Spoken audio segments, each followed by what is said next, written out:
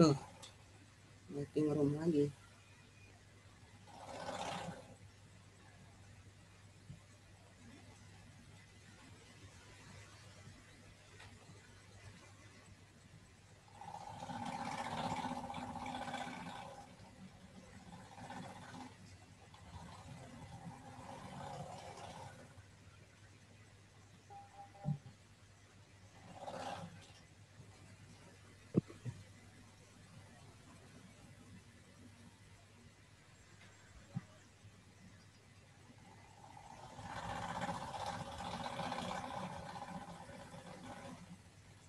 Udah bisa.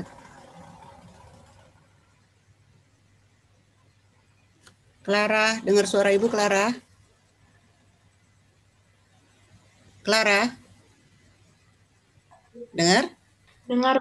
Sip, buka dulu kameranya, Kita mulai aja.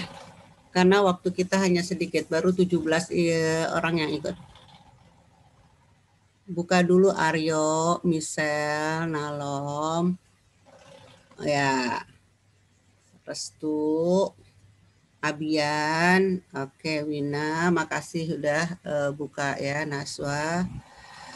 Oke, assalamualaikum warahmatullahi wabarakatuh. Muhammad Raka sudah siap, Pasco. Kita mulai ya. IPA 7. Nanti kalau umpamanya tiba-tiba mati pas sudah 40 menit sekian, ya udah nggak apa-apa ya. Karena waktu kita hanya segitu, dipasangnya hanya sekian menit. Oke, kita mulai dari Kerajaan Demak. Kayaknya kemarin kalian sudah sedikit ke Demak ya Win ya? Udah belum ke Demak? Minggu lalu? Udah? Nazia udah belum ke Demak? Oke. Ibu ingatkan saja, Demak ini didirikan oleh Raden Patah. Ibu ulangi lagi kalau kamu lupa. Dengarkan, di PPT ini akan ada kurang lebih 7 soal ya untuk PAT. Jadi nanti kamu masuk itu langsung PAT kayaknya. Kita mulai. Kalau ditanyakan kerajaan Islam pertama di Jawa itu mana, itu adalah Demak. Demak ini didukung oleh 9 para wali. Nah kemudian kalau ditanyakan pula, Demak ini juga adalah kelanjutan dari Majapahit, hanya membawa bendera Islam. Kemarin ketika UHB kamu membaca soal saluran perkawinan. Salah satu contohnya adalah menikahnya Brawijaya V dengan putri Cina yang sudah beragama Islam, kemudian melahirkan Raden Patah. Nah, Raden Patah inilah sebagai raja pertama Demak yang memerintah dari tahun 1500-1518. Nah, Demak awal namanya adalah Bintoro atau Gelagahwangi. Tapi karena si rajanya itu ingin Bintoro atau Gelagahwangi ini menjadi kerajaan besar, makanya diberilah nama Demak, berasal dari kata gede dan makmur. Masih ingat semester awal kita pernah bertemu dengan filosofi perang. Civis pacem para bellum. Apabila ingin damai, bersiaplah untuk perang. Nah, Raden Patah pun merasakan bahwa Demak suatu hari nanti akan diserang oleh Portugis di Malaka. Ingat, Marco Polo mengumumkan bahwa wilayah Nusantara ini kaya sekali akan rempah-rempah yang sangat mahal di dunia. Akhirnya orang Eropa ingin mencari jalan menuju tempat Marco Polo berada. Dan akhirnya 1511 Malaka dikuasai oleh Portugis. Nah, bersamaan dengan berdirinya Malaka, di Jawa pun 1500 sudah berdiri Kerajaan Demak. Dan Raden Patah merasa bahwa suatu saat nanti si Portugis yang ada di Malaka akan menyerang negerinya, akan menyerang kerajaannya yaitu Demak. Akhirnya bagaimana caranya? Nyerang duluan. Dia memerintahkan putranya yang bernama Raden Pati Unus atau Pati Yunus. Jadi nanti kalau kamu suatu hari nanti ketemu soal Pati Yunus, dia itu yaitu Pati Unus ya. Pati Unus disuruh menyerang ke Malaka untuk menyerang Portugis. Malaka ini adalah di atasnya Jawa, utarayan Jawa. Makanya Abian akhirnya Pati Unus ini mendapat gelar Pangeran Sabrang Lor. Perhatikan ya, siapa tahu besok ada Pangeran Sabrang Lor ya. Bagaimana caranya Raden Patah mengusir Portugis dengan menyuruh putranya yang bernama Pati Unus untuk menyerang Portugis di Malaka. Akhirnya si Pati Unus ini mendapat julukan Pangeran Sabrang Lor, pangeran yang pernah menyeberang ke utara. Akhirnya di bawah kepemimpinan Raden Patah, Demak pun hampir menguasai seluruh wilayah Jawa, yaitu Jawa Tengah dan Jawa Timur. Nah kemudian berhasilkah Pati Unus menyerang Portugis? Tidak. Karena apa? Persenjataannya, kemudian taktik perangnya mungkin jauh dengan orang-orang Eropa tersebut.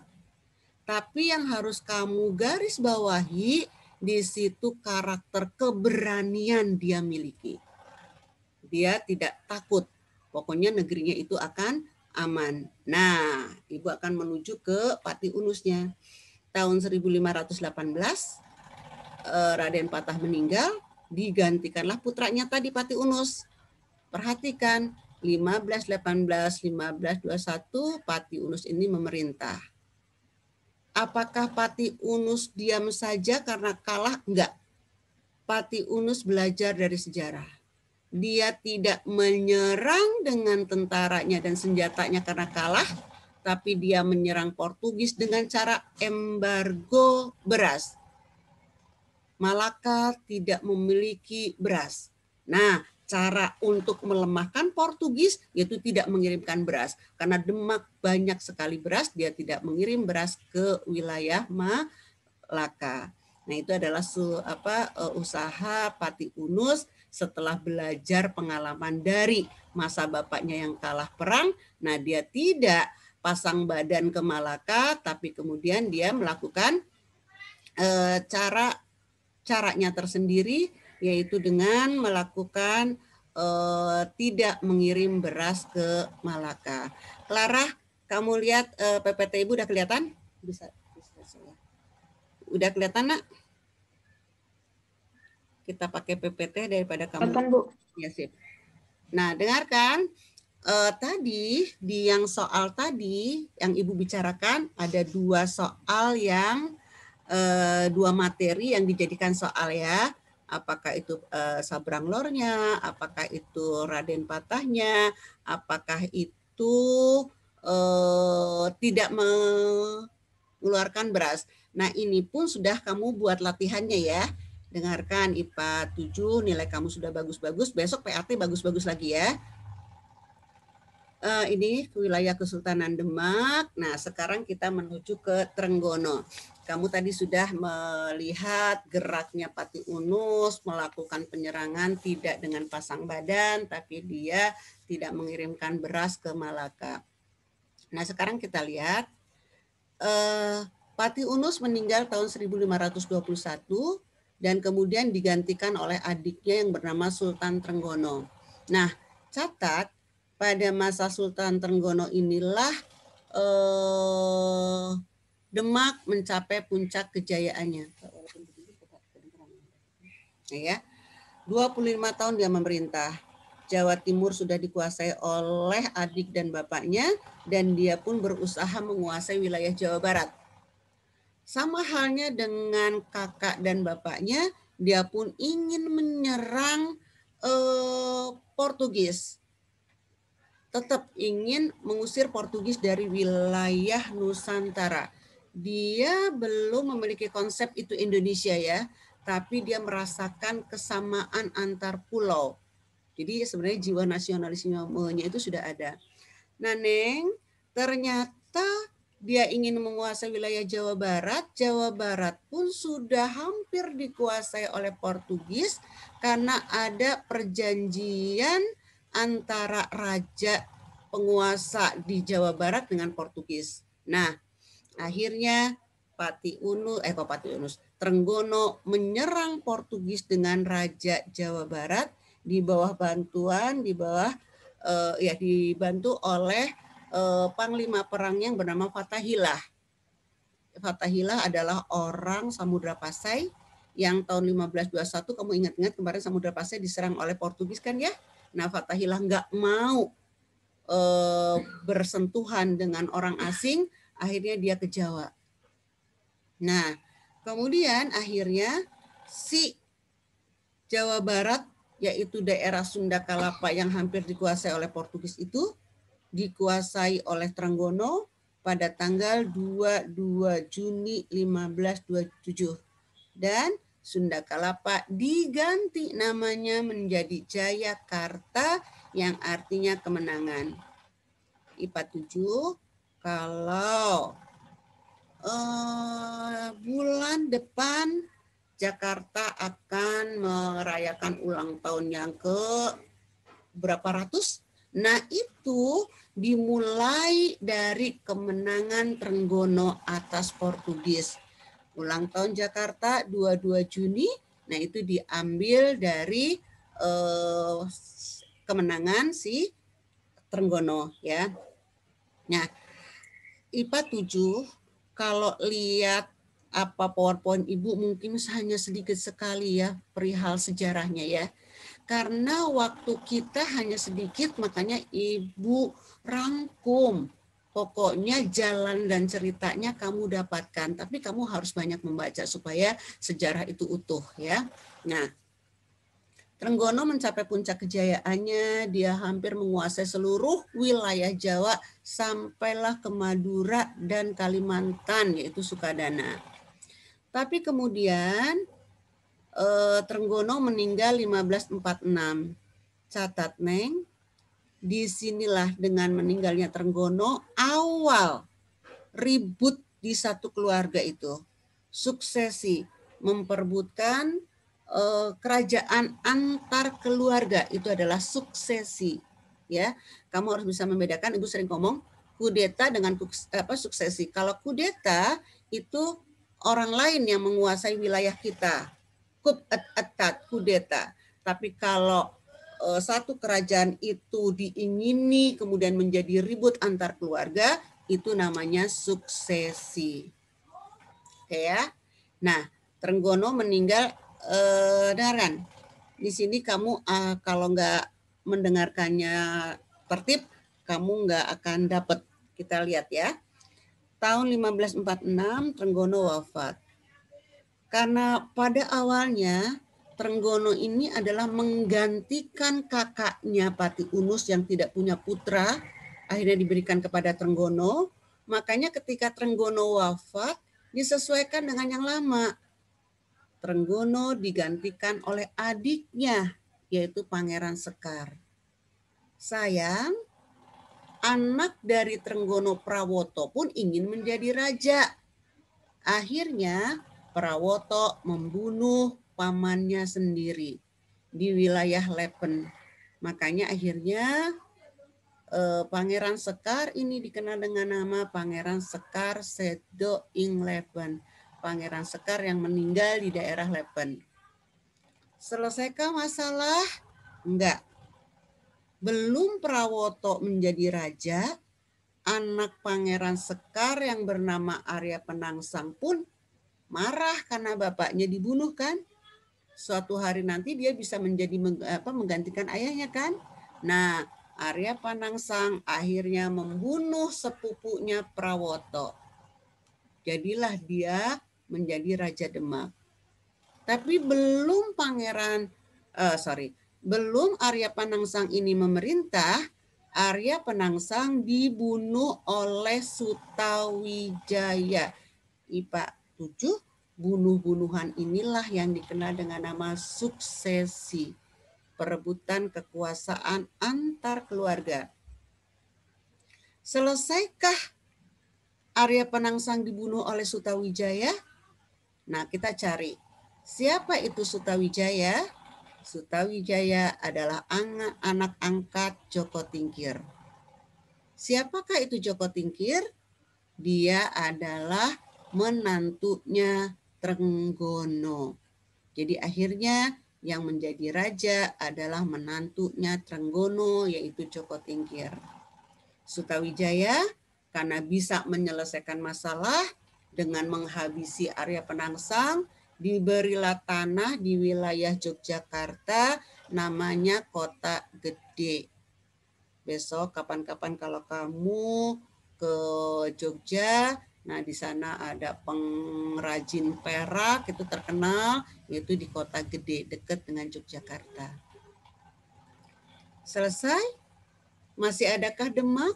Nah, Joko Tingkir tidak melanjutkan kerajaan Demak karena dia adalah adipati atau bupati Pajang. Makanya akhirnya simbol-simbol kebesaran Demak ini dibawa oleh Joko Tingkir ke Pajang. Berakhirlah kerajaan Demak. Jadi kalau ditanyakan, akhir dari kerajaan Demak itu karena apa? Karena terjadi perebutan kekuasaan antar keluarga. Diawali dari siapa? Diawali dari dibunuhnya Pangeran Sekar oleh Prawoto, dan kemudian nanti Prawoto dibunuh oleh Arya Penangsang. Bentar ya, Ibu tanya jawab nanti setelah ini ya. Dah. Jadi Neng, kalau Demak itu adalah maritim, hidupnya dengan perdagangan laut. Nah, kalau Pajang itu dengan cara agraris karena pedalaman. Ya, jadi akhirnya Kerajaan Demak selesai, dilanjutkan dengan Kerajaan Pajang yang menjadi simbol kekuasaan di Jawa. Ya, tarik napas dulu. Jangan sampai ada kata yang tidak tercatat di memori kamu. Sutawijaya, sekarang kita lihat Sutawijaya. Sutawijaya ini ternyata orang yang kuat. Dia kemudian ingin membesarkan Kota Gede. Bapaknya adalah Adipati Mataram. Nah, dia ingin membesarkan Mataram dengan mengeluaskan ke Kota Gede. Ini membuat rasa takut dari ayah angkatnya Joko Tingkir. Nah, akhirnya Joko Tingkir menyerang anak angkatnya yang dulu pernah membela Sutawijaya. Akhirnya perang antara Joko Tingkir dengan Sutawijaya. Tapi kemudian Joko Tingkir sakit, meninggal. Nah, Pajang ini diberikan kepada anaknya Joko Tingkir yang bernama Benowo. Tapi IPA 7, Benowo ini akhirnya tidak mau menjadi raja karena dia merasa tidak cocok dia jadi raja. Akhirnya diberikanlah Pajang ini kepada kakak angkatnya yaitu Sutawijaya. Sutawijaya tidak meneruskan Pajang, tapi dia pindah ke Mataram, ke Kota Gede. Nah, akhirnya mulailah Kerajaan Mataram. Ada pertanyaan? Berapa orang nih, Pak? Ada pertanyaan dulu sebelum kita ke Mataram? Raka mau tanya? Rastu Dava, Clara, Sabina, Virus, pusing ya? Ibu ulangi lagi ya.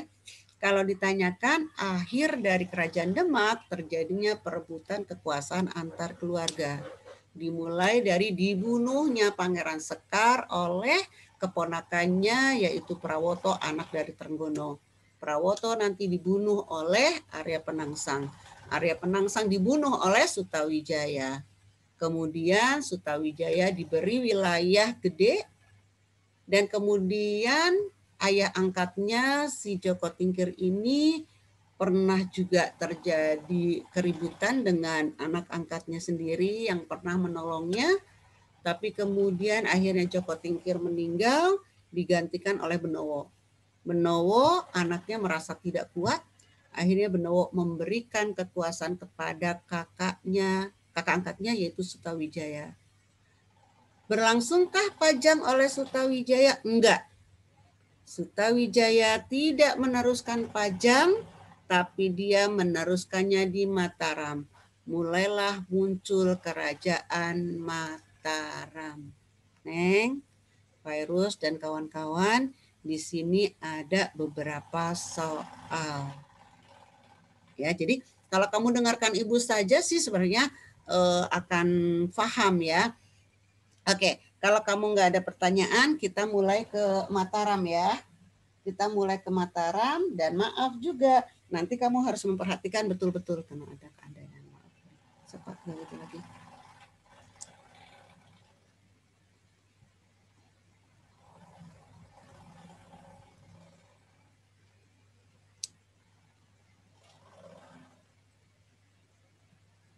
Ya, karena PowerPoint-nya bermasalah. Oh, udah.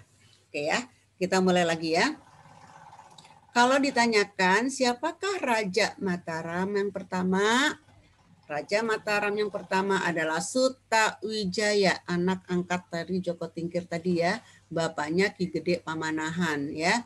Nah, Sutawijaya akhirnya tidak meneruskan Pajang, tapi dia menjadikan Mataram menjadi kerajaan. Neng, di Eropa akhirnya tercatat ada satu kekaisaran di Jawa yaitu Mataram. Ini nanti berpengaruh sekali ya. Nah,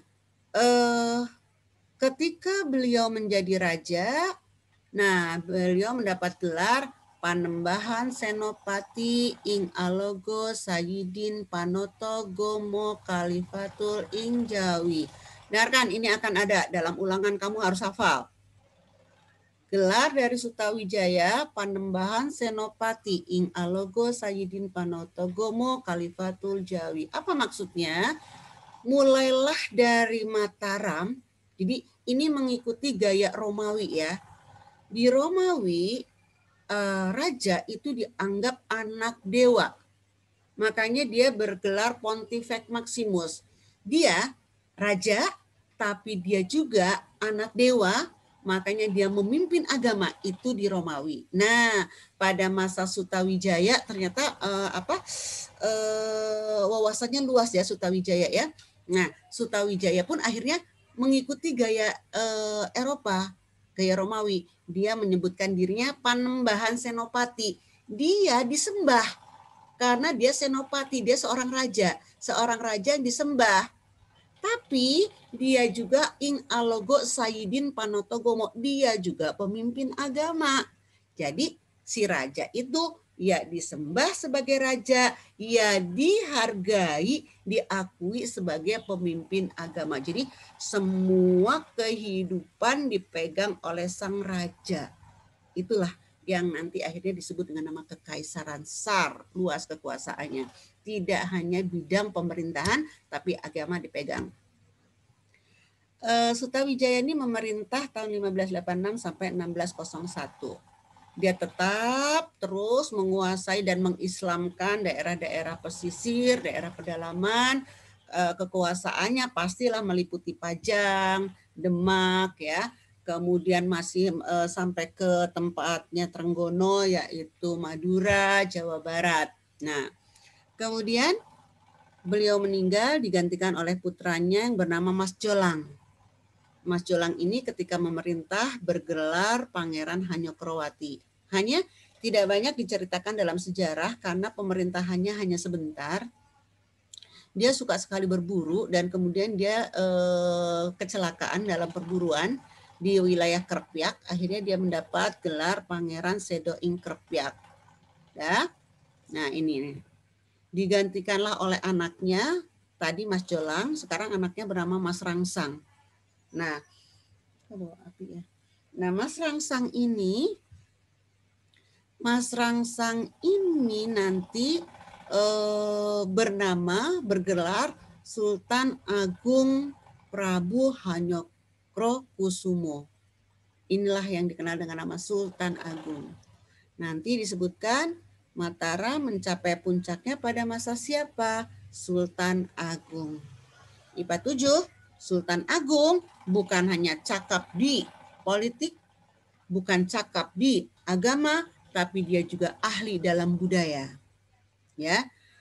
Kemudian dia tidak memerintah di kota gede, tapi dia pindahkan ke wilayah Kerta atau Kartasura atau Solo.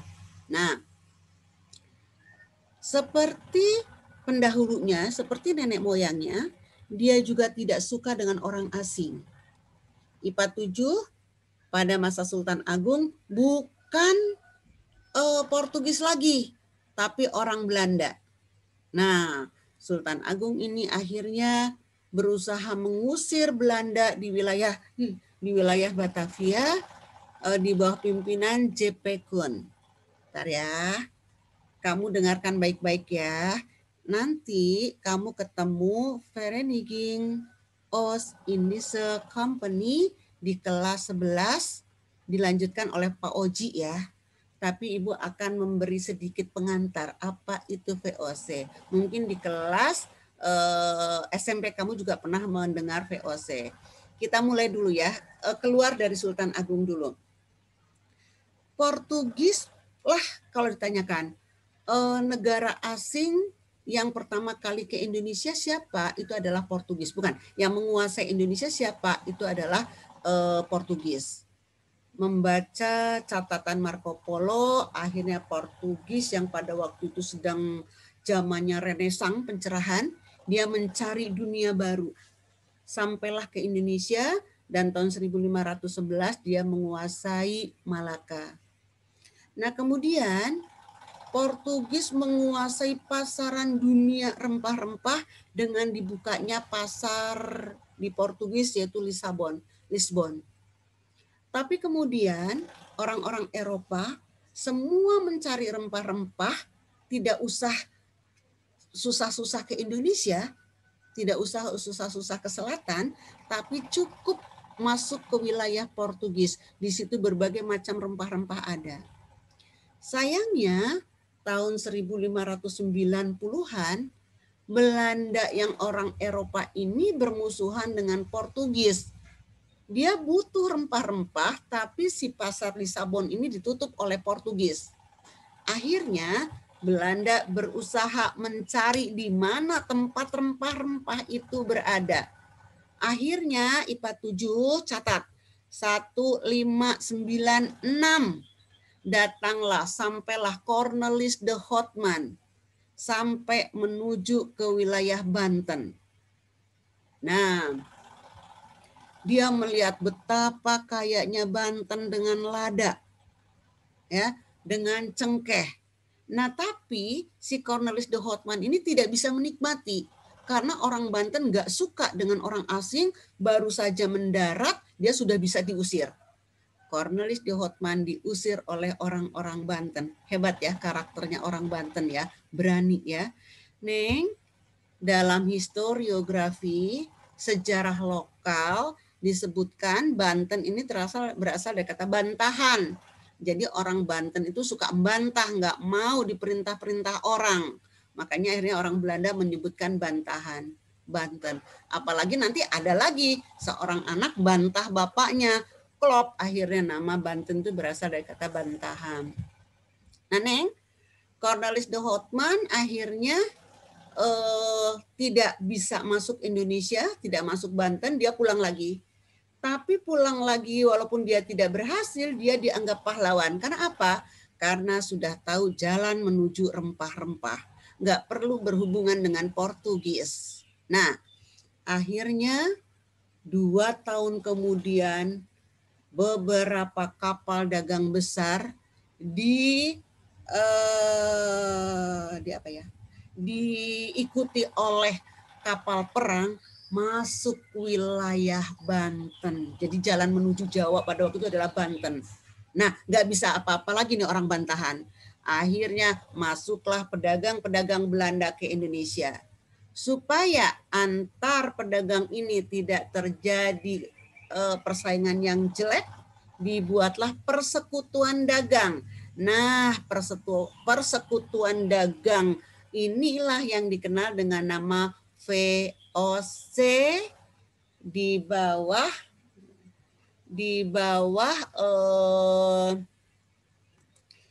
pimpinan Gubernur Jenderal. Nah, pada masa Sultan Agung, VOC dipimpin oleh Jan Pieter Jun Kun. Oke deh ya.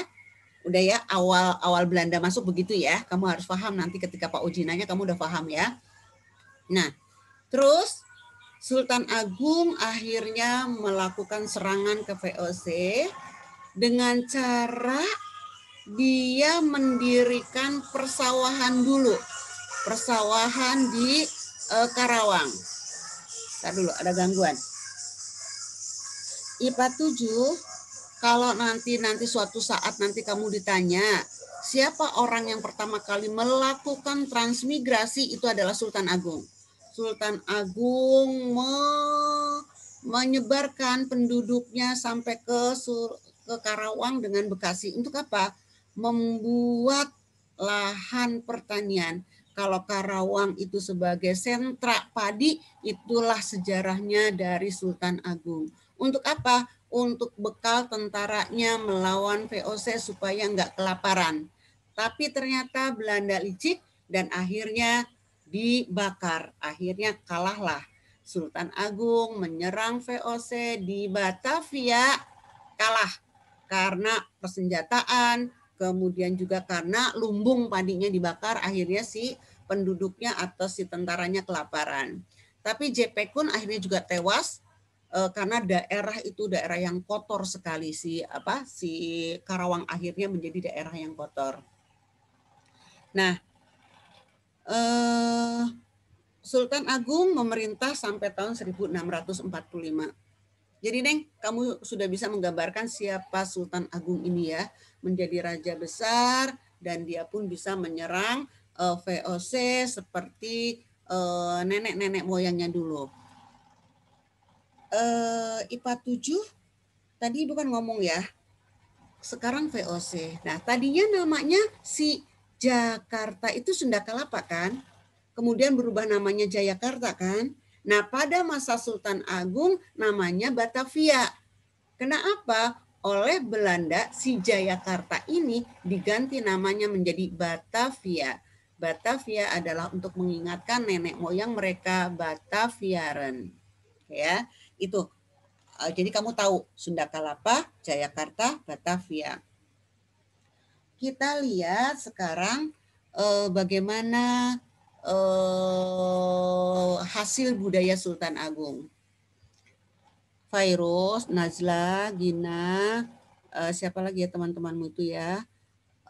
Nanti kamu lihat di rumah kamu ada kalender Jawa enggak?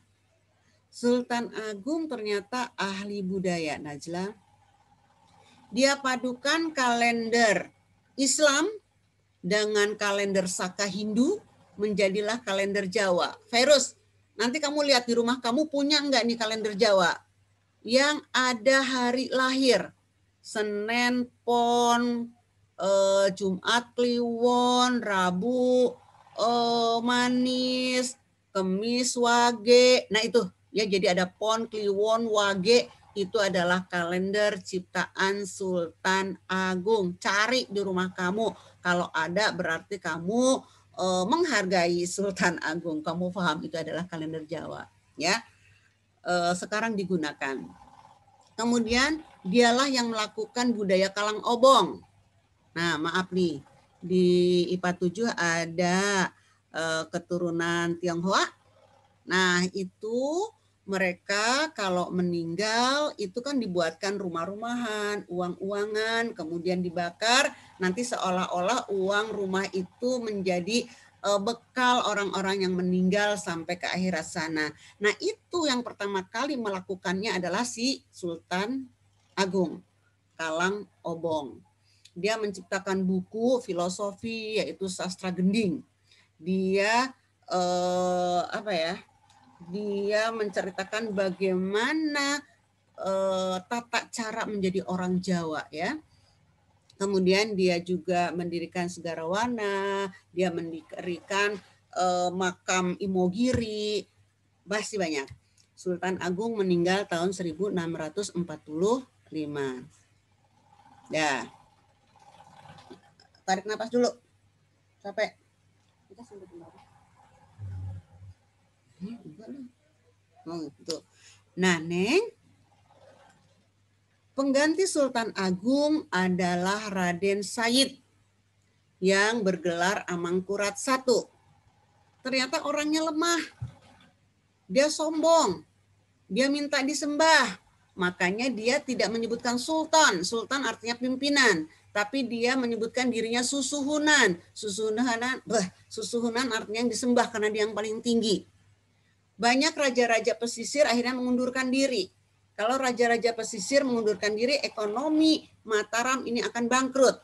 Akhirnya dia minta bantuan VOC yang harus kamu garis bawahi. Bapaknya sangat benci kepada VOC, tapi baru diganti oleh anaknya malah bergabung dengan VOC. Belanda, VOC mau membantu asal kasih tanah. Berdagang saja dengan VOC. Nah, kelemahan Mataram ada pada masa Amangkurat I, anak dari Sultan Agung. Nanti akhirnya ada keributan, kerusuhan, diserang oleh anak buahnya Sultan Agung, Trunojoyo. Trunojoyo nggak suka karena saudaranya Amangkurat I ini bekerja sama dengan VOC. Meninggal, Amangkurat I digantikan oleh anaknya Amangkurat II, yaitu Raden Rahmat. Neng, ternyata Raden Rahmat sama lemahnya dengan bapaknya. Bahkan dia betul-betul bersahabat dengan Belanda. Dia menyuruh pegawai-pegawainya untuk memakai baju dinas Belanda. Makanya dia dikenal dengan nama Sunan Amral. Karena Amral, admiral adalah pakaian dinas Belanda. Otomatis dia berpihak pada VOC. Singkat cerita, karena panjang sekali ceritanya, nanti keturunan-keturunannya pun ada yang pro terhadap VOC, ada yang kontra terhadap VOC. Nah, ini membuat Mataram lemah. Akhirnya Mataram dibagi.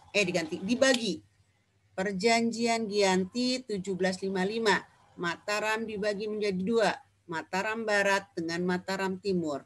Ada Kasultanan Yogyakarta dan Kasunanan Surakarta. No, Mataram dibagi menjadi 2, dipecah belah oleh VOC, bukan oleh raja-rajanya sendiri. Itu dalam perjanjian Giyanti. Ini kamu paham ya? Besok ada ya di ulangan ya. Ibu udah banyak kasih bocoran ya. Dibagi lagi. Surakarta dibagi lagi menjadi Kasunanan dengan Mangkunegaran. Akhirnya Mataram kesimpulannya dibagi menjadi 3. Kasultanan Yogyakarta, Kasunanan Surakarta, dan Mangkunegaran Surakarta. Ini semua di bawah kendali dari VOC. Oke, jadi kamu harus tahu bisa membedakan antara perjanjian Giyanti dengan perjanjian Salatiga.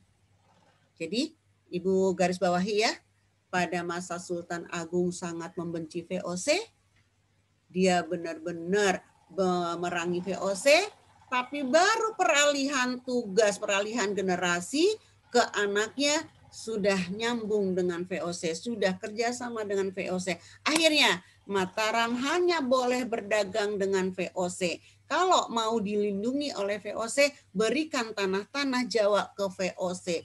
Akhirnya Mataram hanya menjadi 3 lingkup saja, yaitu Kasultanan Yogyakarta, Kasunanan Surakarta, dan Mangkunegaran Surakarta. Neng, nanti di zaman penjajahan ini akan muncul lagi. Mulai berperang lagi dengan benar-benar si Belanda pada masa kolonialisme. Oke, liur ya. IPA 7 dengarkan. minggu ini adalah minggu terakhir kalian belajar mungkin ya, hari Senin ini. Karena besok kamu sudah pesantren kilat ya. Minggu depan insya Allah